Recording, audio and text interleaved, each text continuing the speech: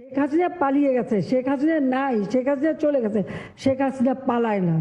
ছাত্রদের ঢাল হিসেবে ব্যবহার করে ধ্বংসযজ্ঞে মেতেছিল বিএনপি জামাত। মানুষের জানমাল রক্ষায় সেনাবাহিনী নামাতে বাধ্য হয়েছে সরকার। তবে পরিস্থিতির উন্নতির সঙ্গে সঙ্গে কারফিউ শিথিল করা হবে। প্রধানমন্ত্রীর কার্যালয়ে ব্যবসায়ী নেতাদের সঙ্গে মত বিনিময় সভায় সরকার প্রধান আরও বলেছেন, তাণ্ডবলীলায় জড়িতদের খুঁজে বের করে বিচার করা হবে। গাজীপুরের তাকে হাসপাতাল থেকে ট্রেনে বের করে মেরে গাছের সাথে ঝুলিয়েছে, পুলিশ আহত হয়েছে, হাসপাতাল থেকে তাকে বের করে রাস্তায় ফেলে হত্যা করা হয়েছে। এই যে ঘটনাগুলি, এই যে ক্ষতিগুলি কার? এটা কি শুধু কোটা আন্দোলনের জন্য হলো?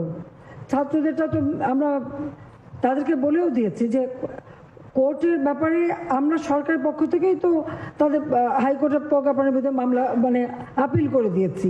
আমাদের শেষ চেষ্টা করি রাজনৈতিকভাবে সমাধান।